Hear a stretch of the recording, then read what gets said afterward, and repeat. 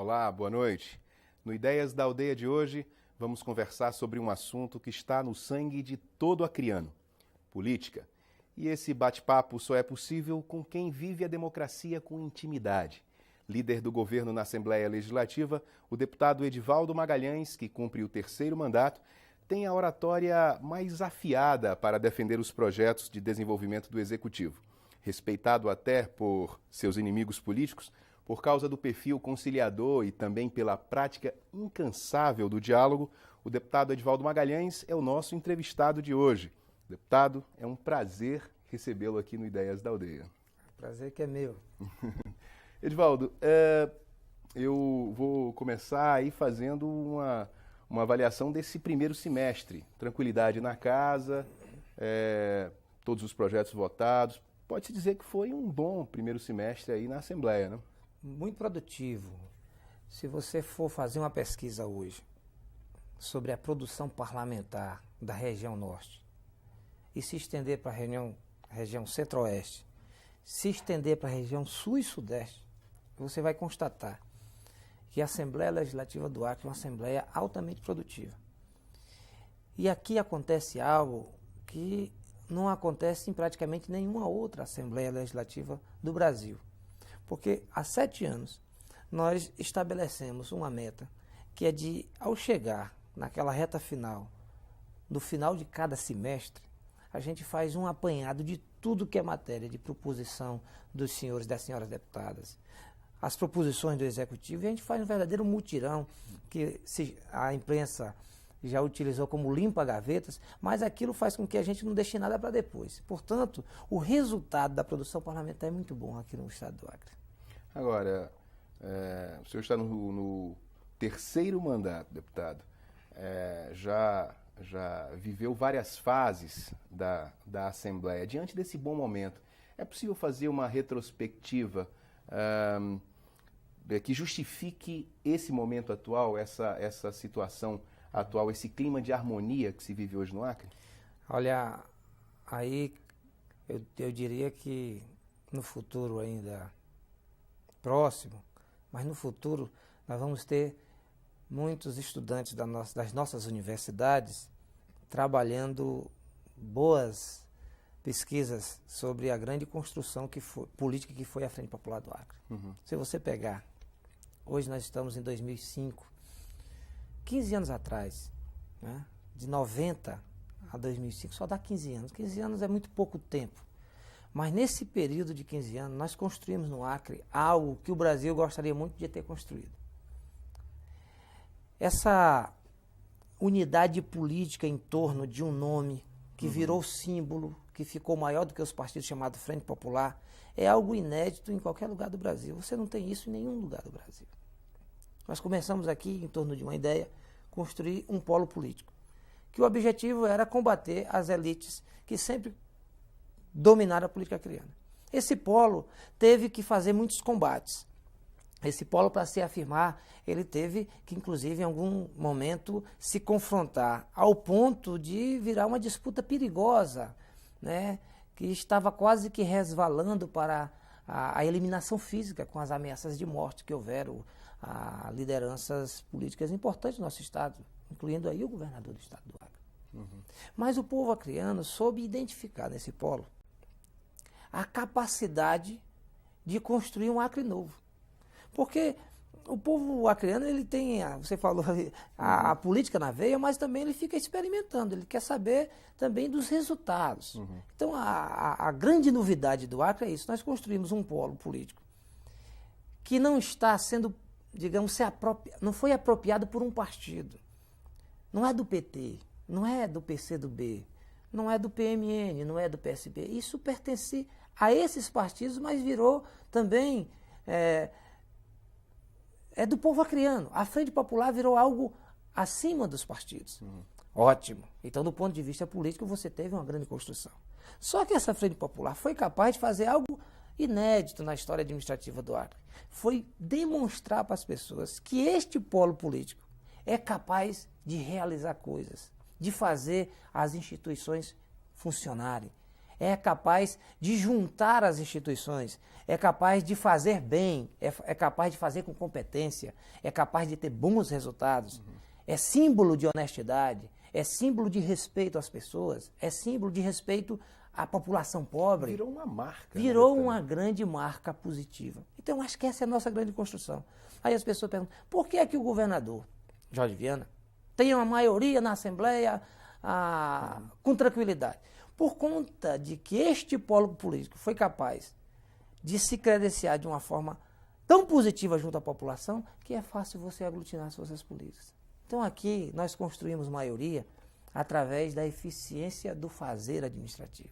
Então nós temos um bom fazer político, mas nós temos um excelente fazer administrativo. O Estado funciona, as coisas acontecem, as pessoas sabem que este é um governo que trabalha, é um governo que trata bem os recursos públicos. Eu acho que essa é a maior conquista do povo acreano. O senhor falou desse apoio que o governo tem, que o governador tem na Assembleia, e eu me lembrei de uma situação. O senhor, como bom comunista, tem fama de estrategista, né? De articulador, de aliancista, e já é líder desse governo há algum tempo.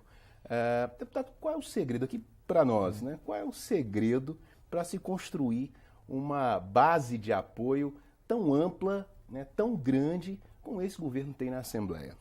Pode ficar tranquilo que eu sou bom de segredo. Certo, né? Vamos contar esse segredo para todo mundo.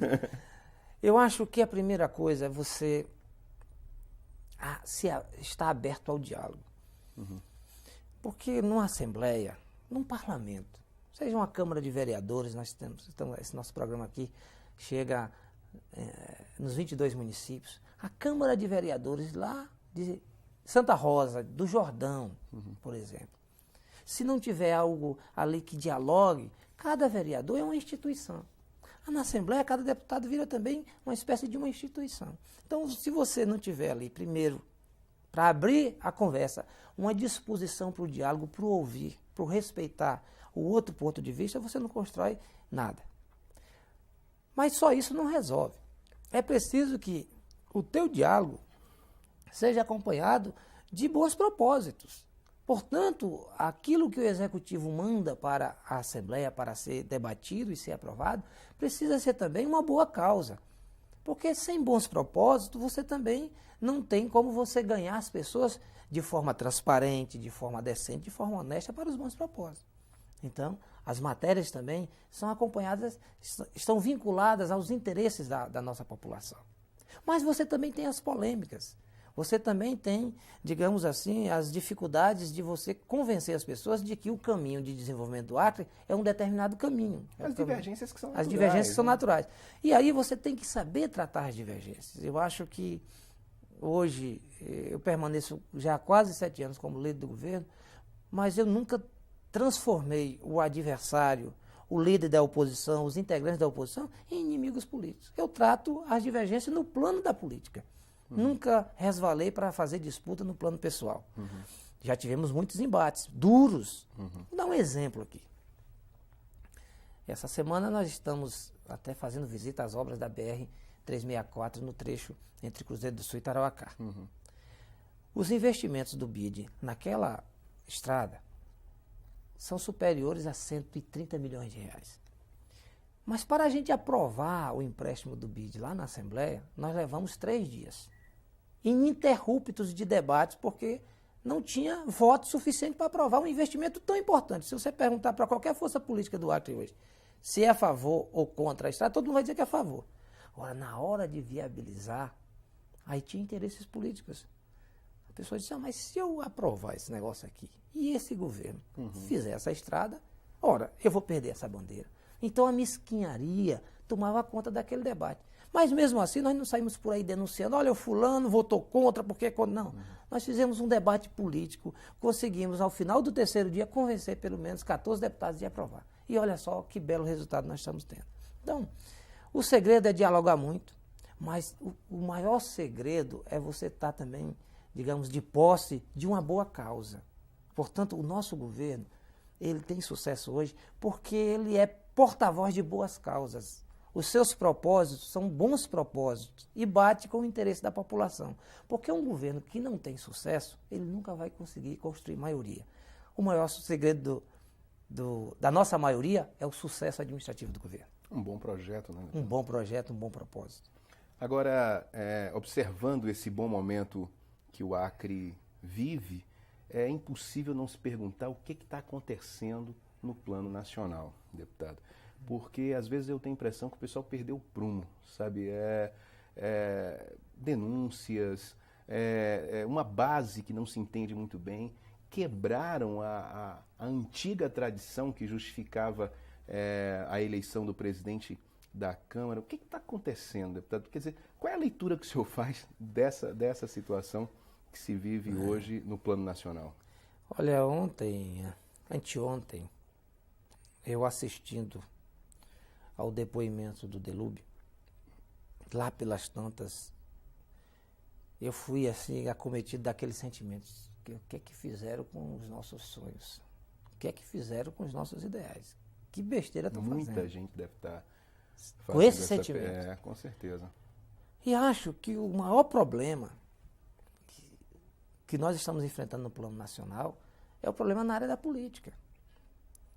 O presidente Lula foi eleito, e bem eleito, mas não acompanhou a sua eleição, digamos, uma eleição de um campo democrático e popular que construísse maioria no Congresso. O presidente foi eleito por maioria absoluta dos votos e o Congresso continuou um Congresso conservador, atrasado, de práticas que estão sendo reveladas agora, nocivas. Um Congresso que tem, entre os seus integrantes, isso não é generalizado, mas tem forças políticas conservadoras que sempre utilizaram como moeda, né, utilizar o seu voto de apoiamento, mas em troca de algum naco de poder. Ora, o grande erro de quem estava conduzindo a nossa política de construção da base parlamentar no Congresso foi utilizar dos mesmos métodos para construir maioria que eram utilizados ad eterno dentro do Congresso Nacional. Não foi inventada agora. Não, a corrupção agora está sendo revelada, e revelada, digamos assim, de forma bem mais avolumada, porque nós temos um presidente que é democrático, que combate a corrupção, porque antes ela era acobertada. O governo anterior teve o grande escândalo da compra de votos. Sequer uma CPI foi instalada para investigar. E por que não foi instalada? Porque o escândalo seria do tamanho do mundo. Agora as coisas estão vindo à tona, isso nos deixa, digamos, entristecidos, isso nos deixa, às vezes, até revoltado com o que está acontecendo. Esse é um sentimento que, às vezes, a gente tem que se policiar, mas a melhor coisa que poderá acontecer no desfecho dessa crise que nós estamos enfrentando a nível nacional é uma atitude de mergulhar fundo no problema. Agora você tem que pegar todas as vísceras, toda a podridão e botar em cima da mesa, aos olhos do povo brasileiro, para chegar à seguinte conclusão: é preciso mudar radicalmente com o sistema político eleitoral no Brasil. Esse é um ponto, né? Porque boa parte desses problemas, eles acontecem em razão da organização político-partidária que nós temos hoje, hoje no Brasil. Aí vem as pessoas e dizem, olha, precisa de uma reforma, precisa de uma reforma política. Tudo bem, é preciso, mas quais seriam as bases dessa reforma? A primeira delas, que é fundamental, é você ter partidos fortalecidos. O mandato não pode ser mandatos individuais. Por que existe a compra de votos, aqui entre aspas, dentro de um parlamento? Porque o sujeito chega lá e diz assim, o mandato é meu. Eu faço dele o que eu quiser. Então eu posso mudar de partido a qualquer hora, a qualquer momento. E eu posso, inclusive, mudar de lado, do ponto de vista dela, a qualquer hora e a qualquer momento. Então você não tem... O princípio da fidelidade partidária existe só no papel, ele não existe na prática nos partidos políticos no Brasil. Como resolver isso? O senhor é a favor, por exemplo, da verticalização dessas alianças? Quem se aliar no plano nacional, lá na base, no Estado... Não acredito que a verticalização das alianças seria, digamos, consequência de um ajustamento também da organização partidária no Brasil. Na medida que tu tem fidelidade partidária e você impede esse troca-troca, na minha opinião, sair do partido devia perder o mandato. Você teria, então, entendimentos políticos no Brasil. O presidente Lula se elegeu, ele agora vai fazer entendimento político com os partidos. Ele vai fazer uma coalizão de partidos para governar. Agora você tem que fazer entendimento com as pessoas até tu construir uma maioria. Nesses entendimentos as pessoas se perdem. Foi aí que se perdeu a articulação, a parte política do nosso governo na construção dessa maioria, porque você tinha que fazer uma negociação homem a homem, individual. Isso é muito complicado. Então, primeiro, essa questão da fidelidade partidária. Segundo, nós temos que ter mais abertura, mais democracia. Nós não podemos, em nome de fazer uma reforma política, restringir as liberdades democráticas no Brasil. Não. Tem que ser aberto. Quantos partidos forem necessários? Às vezes as pessoas dizem, mas tem partido demais. Não, o problema não são partidos demais. O problema é que você não tem partidos ideológicos. Qual é a proposta do partido? O partido tem que ter uma cara. O que ele defende lá em Brasília, ele tem que defender lá no Jordão. Ele tem que ter um programa, o partido tem que ter uma proposta de desenvolvimento para o país, uma bandeira, uma causa. Então nós temos que construir partidos fortes com causa. Acho que então a reforma política tinha que ter como eixo isso. Depois nós temos que mexer profundamente no financiamento das campanhas. Hoje é uma verdadeira hipocrisia as campanhas eleitorais. Primeiro, a nossa legislação permite que as empresas, que as pessoas, né, a iniciativa privada financie as campanhas políticas. Aí entra o tal financiamento público para as campanhas. Com essa permissividade toda, o que é que ocorre? Digamos, uma grande empreiteira. Vou falar aqui do plano nacional, mas isso pode acontecer no plano estadual, no plano municipal. Cara, tem uma disputa política. Ele ajuda os 2, ou os 3, ou os 4, ou os 5 candidatos. Claro, um em cada nível. E não quer aparecer. Vai dizer o seguinte, não, eu tenho medo de que se eu aparecer e o outro lado ganhar, eu posso ser discriminado. O que é que leva a isso? A um financiamento não contabilizado, a história do caixa 2 das campanhas políticas. Tem que acabar com isso. Eu defendo o financiamento público de campanha sem nenhum tipo de financiamento privado nas campanhas. Primeira coisa que ocorrer ia baratear muito as campanhas no Brasil, que seria uma boa coisa. Segundo, você tem como fiscalizar mais isso. É claro que tem que garantir mecanismos duros de fiscalização com a punição exemplar, porque a nossa legislação ela é muito branda na punição daqueles que resvalam, digamos, pela ilegalidade no financiamento das campanhas. Cometeu ilegalidade, compra de votos, etc., perca imediata do mandato, provado no início, no meio, no fim das campanhas, depois da posse ou durante o mandato. Hoje a legislação diz o seguinte, tem um prazo, até tal data, se não for representado contra aquele que praticou ilícito, você não pode representar mais. Portanto, se descobrir um ano depois que o fulano comprou o mandato dele, sentido, né? Não tem punição. Isso não existe, quer dizer, é uma legislação muito flácida, muito aberta, que permite esse tipo de problema que nós estamos enfrentando no plano nacional. E, concluindo aqui essa parte, dizendo o seguinte, sempre as crises trazem, digamos, levam a população a pensar em saídas. Eu não sou daqueles que acham que a crise é de tudo ruim. Às vezes é na crise que você fortalece a democracia. Nós temos que aproveitar essa crise, que é uma crise que atinge profundamente a esquerda brasileira.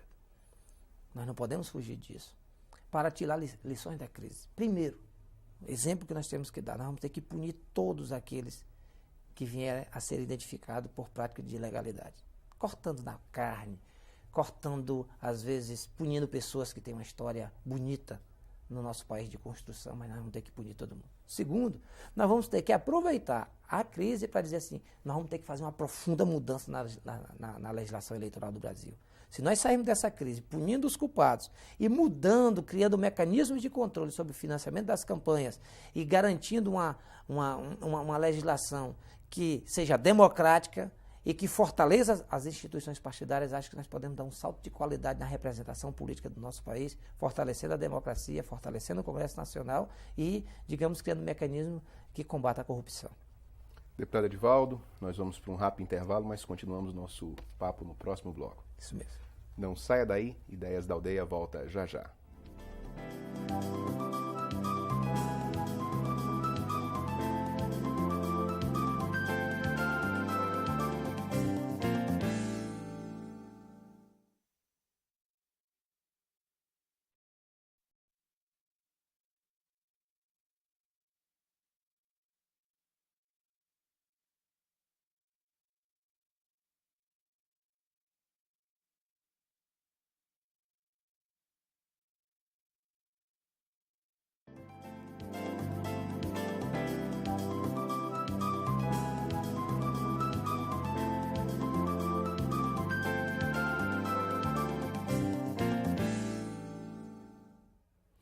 Ideias da Aldeia está de volta e hoje eu estou conversando com o deputado estadual Edivaldo Magalhães, deputado pelo PCdoB e líder do governo na Assembleia Legislativa.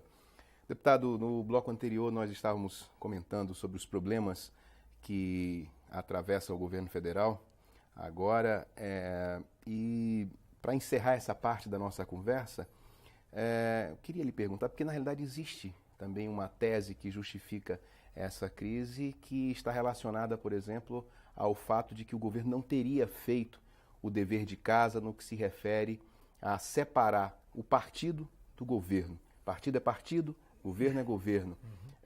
Essa lição de casa, esse dever, é realmente necessário, importante? Ou seja, partido e governo devem ser, assim como água e óleo, não se misturar? Eu não diria que tem que ser como água e óleo, mas não pode ser farinha do mesmo saco. Né? Eu acho que... A diferença é grande. A diferença é grande, como dizia o Selo Pérez, é grande, a diferença é grande. Tem que ter separado, isso tem que estar bem separado. Aliás, as experiências que ruíram no leste europeu foi justamente pela confusão feita entre partido e governo. Daqui a pouco, o partido estava definindo os rumos do governo e o governo era apenas um detalhe do que decidia os partidos. Coadjuvante nesse às vezes até cenário. Um coadjuvante daqueles bem... Então, esse problema está no centro da nossa crise hoje. Né? Porque acaba que uma operação, a partir do partido majoritário da base do governo, está quase por atingir o governo. E as investigações vão apontando que o governo estava distante. Não tinha nada a ver com o problema. Era uma decisão que era de fora do governo, mas que estas decisões eram levadas para dentro do governo naquilo que é a periferia da operação do governo. Então isso é muito perigoso. Por isso que essa mudança feita na direção nacional do Partido dos Trabalhadores, há cerca de 10 dias atrás, eu achei uma mudança necessária e uma decisão política das mais acertadas.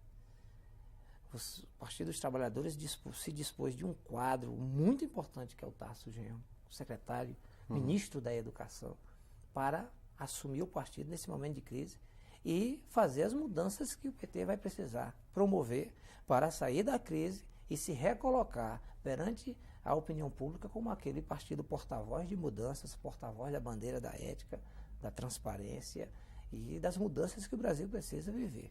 Acho que essa é uma tarefa hercúlea, mas pegar a pessoa correta. Penso que o PT vai sair dessa crise. Né? Nós do PCdoB somos um partido que é aliado do PT há muitos anos. Né? Nós não torcemos para que haja uma desgraça com o Partido dos Trabalhadores, mas pelo contrário, nós somos defensores de que a gente saia dessa crise mais fortalecidos ainda, porque o PT é um partido altamente necessário para o Brasil, altamente necessário para a democracia do nosso país. Como aqui no nosso estado foi o porta-voz, digamos, o comandante das mudanças tão importantes que o nosso povo é testemunha. Agora, observando esse bom momento que o Acre vive, diante dos avanços que alcançamos no plano político, eu fico pensando, tem aí esses modelos de consultoria, de gestão organizacional, nosso time aqui de políticos, bem que poderia estar exportando um modelo de gestão aí, do padrão acriano de se fazer política, né, deputado? Eu acho que nós temos aqui, sem nenhum tipo de falsa modéstia. Porque brincadeiras à parte, que impressiona, né? Nós temos a melhor experiência de construção política e de construção administrativa de sucesso na esquerda do Brasil. A melhor experiência é a experiência do Acre, primeiro. Tese ousada, hein? Tem sustentabilidade. Você tem aqui um processo de unidade política. Olha, veja bem, nós estamos vivendo a maior crise da esquerda no Brasil. Veja como é que está a Frente Popular no Acre. Mantém a sua unidade. Fizemos uma reunião recente da executiva da Frente Popular. Impressionante o nível de maturidade, de compreensão do problema que o país está vivendo, mas de muita unidade. Você não identifica uma disputa mesquinha. Nós estamos há 6 anos e meio, vamos completar 7 anos de um segundo governo. Você não identifica, nesses 7 anos, uma disputa mesquinha de lideranças por espaço, um querendo derrubar o outro, um querendo destruir o outro, um querendo furar o olho do outro para poder ocupar aquele espaço. Você não identifica isso aqui no Acre. Olha que coisa bonita nós estamos vivendo. Agora, abre a esquerda em São Paulo. Por que é que o presidente Lula sofreu uma derrota, o governo sofreu uma derrota no Congresso Nacional? Por quê? Porque não conseguiu unidade interna na sua base, perdeu a eleição da mesa diretora do Congresso, porque o próprio partido majoritário não conseguiu unificar a candidatura, botou dois. Essa crise que nós estamos vivendo hoje começou lá atrás. Portanto, a nossa experiência de construção de unidade política dentro do nosso campo, como condição sine qua non para você dar estabilidade administrativa para o governo e a partir daí você conseguir o sucesso administrativo, nossa experiência ela é única no Brasil e é a melhor experiência que a esquerda já viveu no Brasil. Eu não tenho dúvida. Eu tenho discutido, participado de reuniões da nossa direção nacional, a gente conversa com todos os estados, a nossa experiência é única e é muito positiva. E é a nossa experiência administrativa. Eu acho que essa é muito mais positiva ainda, né? O sucesso administrativo aqui no nosso estado. Isso não quer dizer que a gente não tenha falhas. Claro, aliás, temos muitas falhas. Nós temos muitos problemas a superar, nós temos ainda muito a conquistar. Mas nós encontramos, digamos assim, o varadouro do sucesso político e o varadouro do sucesso administrativo. Agora, voltando aqui para a nossa realidade, em que essa crise efetivamente nos afeta? Ela nos afeta na medida em que toda a população hoje está sendo chamada a discutir isso. Isso é, se você ligar qualquer canal de televisão, é de manhã, de tarde, de noite, crise, crise, crise, crise. Alguns transmitindo, inclusive, ao vivo, né? Isso, ao vivo e tal. Então é uma Depoimentos coisa muito da forte. CPI. Isso acaba abatendo o ânimo dos militantes, né? Mas que será possível? Às vezes as pessoas dizem, mas eu não estou acreditando que o fulano foi capaz disso, né? Isso, num primeiro momento, abate. E qual é o nosso papel aqui na crise? É justamente chamar a nossa militância, fazer o diálogo dentro dos nossos partidos, fazer o diálogo com a população para dizer, olha, nós encontramos aqui o melhor caminho. Nós nunca construímos maioria aqui, tirando pedaços do poder e fatiando e entregando. Isso aqui é teu, né? Aliás, o próprio governador Jorge Viana foi muito criticado num determinado período da sua gestão como uma pessoa muito centralizadora e que não partilhava, digamos, não abria muito espaço de poder. E ele sempre usava a seguinte argumentação: eu quero partilhar o poder. Agora, eu não vou permitir que o meu governo tenha vários governos dentro do meu governo. Essa é uma das formas encontradas pela Frente Popular aqui, que evitou esse tipo de bandalheira que às vezes pode acontecer. Veja essa história dos Correios, veja essa história do IRB. Né? Na medida em que você disse, olha, isso aqui está loteado, isso aqui é do partido tal, isso aqui é do partido tal, e vocês vão tocando aí, cria-se ilhas de governo, de governanças, né? E que ali pode... Fatias de poder, e daqui a pouco o nego já está na ilegalidade, já está fazendo negociatas, coisas espúrias, e até isso ser identificado, digamos, pela estrutura de quem está governando, isso já vira um escândalo nacional, como a história do sujeito lá, do Marinho lá, recebendo a propina de R$3.000, que gerou toda essa crise. É verdade. Então, houve um erro na construção, né, da coalizão, né, na construção do time, na construção da equipe. Agora, alguns setores da oposição no Acre já começam a tentar associar o que está acontecendo hoje no plano nacional com o Acre. Isso não seria uma tentativa de antecipar a disputa eleitoral? Veja bem, eu tenho muito respeito pelo contraditório, eu dialogo com a oposição, pelo menos lá no âmbito da Assembleia. Mas nós temos um setor da oposição no Acre hoje que são os chamados profetas da desgraça. Essa gente conseguiu destruir o Estado, primeira coisa. Né? Essa gente era acostumada a ter um governo e privatizar o governo. Né? Vamos pegar um exemplo na área da comunicação. Essa gente, quando estava no governo, era o seguinte: a cada governo que entrava, ele tinha que construir um jornal para ele e uma televisão para ele. Só que era um empresário que tinha que ser o dono do jornal, etc. Quando terminava o governo, o povo tinha pago a construção de um novo meio de comunicação no Acre. Tanto é que o Acre, nós somos o estado que eu acho que mais jornal tem inscrito, né? E mais canais de televisão com jornais proporcionalmente falados. Isso é muito incrível, bom. Né? Mercado aberto aí para os nossos profissionais da comunicação. Mas a maioria deles foram construídos com dinheiro público. E essa gente que vem questionar os investimentos que o Estado tem feito na comunicação, e o nosso maior investimento é num patrimônio que pertence e irá pertencer daqui para frente, depois que nós deixarmos o governo, ao povo acriano. O sistema nosso aqui, TV Aldeia, as nossas rádios, né? E eles questionam, eles estão querendo trazer a crise aqui para o Acre através do volume de recursos que nós gastamos com a mídia. E aí vale uma comparação muito simples. O Estado do Acre, que tem um orçamento anual de cerca de 1 bilhão e 300 milhões de reais, gastou o ano passado cerca de um pouco mais de 7 milhões e 300 mil reais com, digamos, a sua publicidade. Né?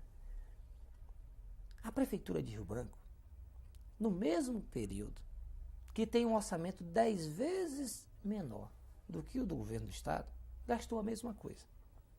E por incrível que pareça... Tem alguma coisa errada nessa equação. Tem alguma coisa errada. Primeiro, o Estado, o ano passado, com um volume de investimentos, um volume de obras, nos 22 municípios, muita coisa para anunciar, muita coisa para dizer, muita coisa para falar. E a Prefeitura de Rio Branco simplesmente falida. Né? As ruas e os bairros, as ruas fechadas, né? A polícia para entrar em algumas ruas nem de cavalo conseguia entrar. Completamente sem nenhuma obra para mostrar. Você pode procurar nada. Tanto é que a população fez uma mudança radical nas eleições, etc. Mas gastou a mesma coisa. E eu fui pesquisar. E teve um dado muito interessante. No ano passado, a Rede Globo de televisão, através da TV Acre no Acre, recebeu da Prefeitura o mesmo valor que a TV 40. E essas mesmas pessoas que querem dizer que o Acre gasta muito e que gasta de forma equivocada os recursos, são os mesmos que receberam os recursos da Prefeitura para não anunciar nada, porque não tinham que anunciar. Então essa gente está querendo trazer a crise para o Acre pelos mesmos mecanismos, pelos mesmos caminhos que eles sempre tentaram fazer a política. Né? Através da agressão, através da mentira, através da enganação, e o povo já identificou isso. São os mesmos que queriam até impedir que o acreano votasse quando daquela história da cassação. Portanto, eu acho que esse setor está descredenciado para fazer esse debate. E nós já decidimos, no âmbito da Frente Popular, que nós não vamos nos furtar a fazer a discussão. Nós não queremos fazer nenhum tipo de... Agora vamos ficar... botando essa gente no centro do debate. Mas na medida que vierem, nós vamos responder com o mesmo tom, no mesmo nível, mas com muita firmeza. Nós vamos fazer uma luta no Acre para impedir que aqueles que roubaram, que saquearam o estado do Acre, queiram agora passar a impressão de que são os defensores da ética e da moral, que não são. Eles são os verdadeiros ladrões e alguns deles ainda vão amargar alguns anos na cadeia porque desviaram recurso público no estado do Acre e responde a processo na justiça.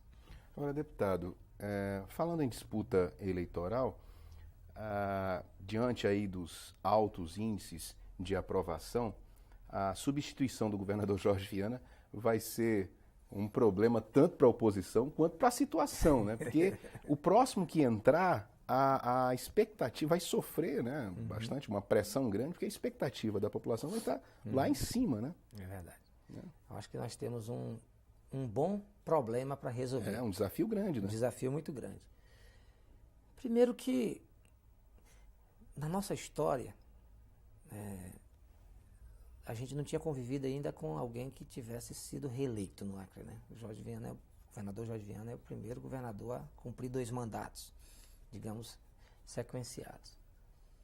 E na história das reeleições no Brasil, e aqui no Acre mesmo, se tu pegar as prefeituras, no campo da própria esquerda, a marca era de que no segundo mandato o negócio relaxava tanto e entrava em desgraça.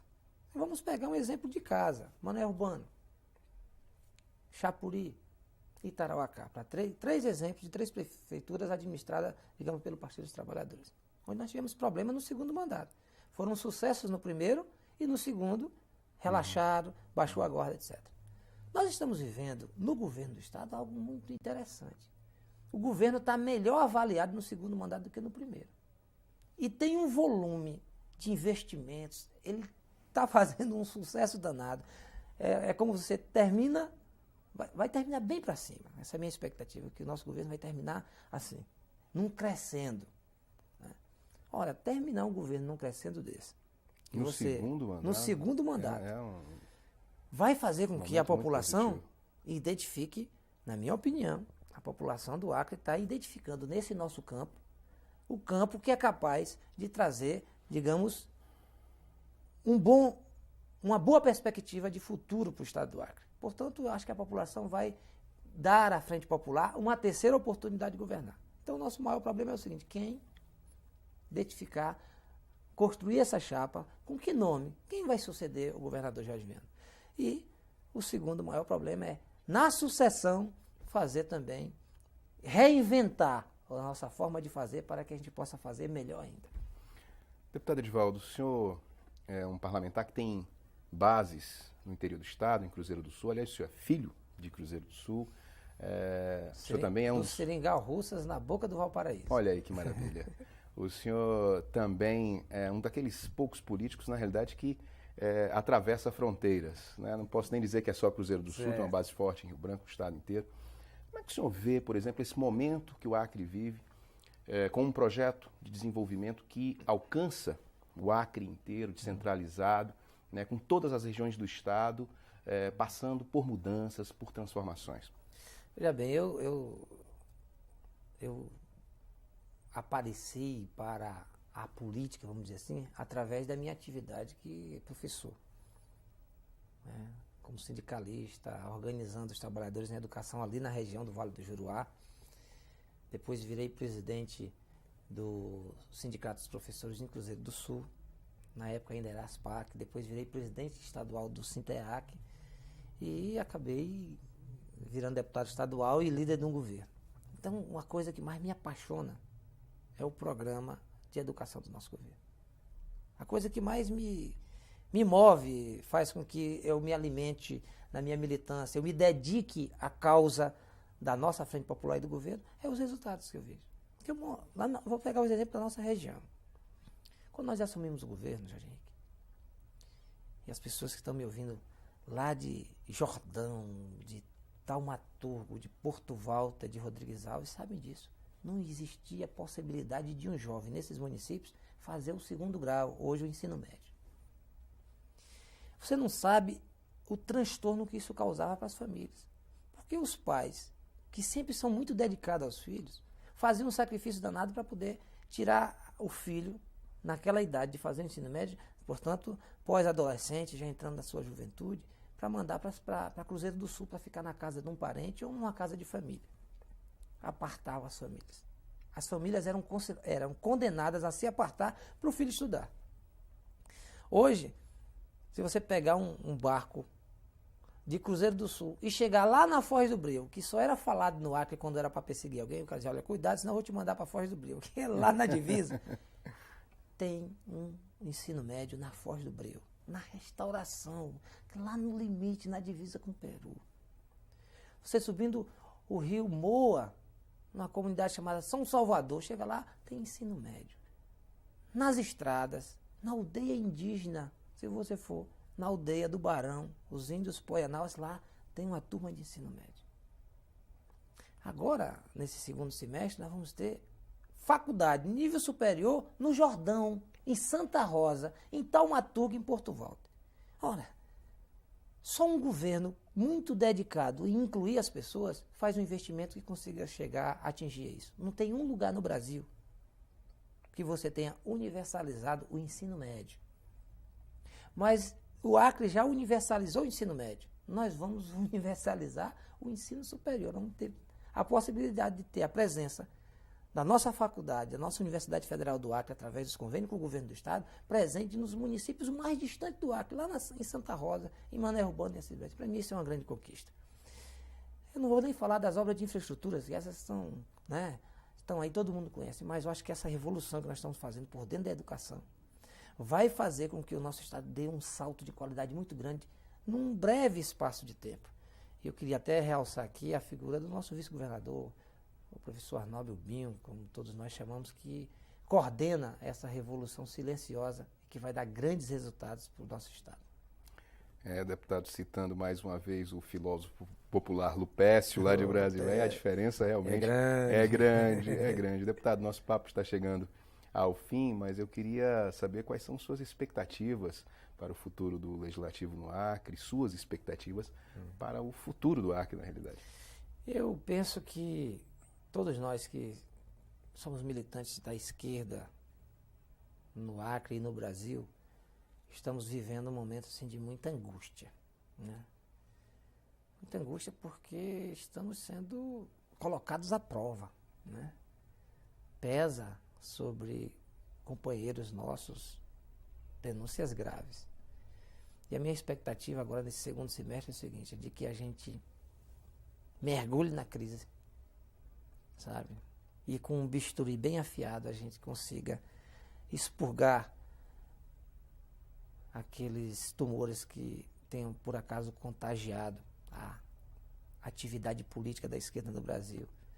E que até o final do segundo semestre a gente possa se apresentar animados, felizes, alegres perante o nosso povo, como aqueles que sempre foram porta-vozes da mudança, porta-vozes da bandeira da ética, da transparência, do bom trato com o dinheiro público, para que a gente possa continuar fazendo as mudanças que o povo acreano sabe que nós já estamos fazendo há muito tempo no Acre.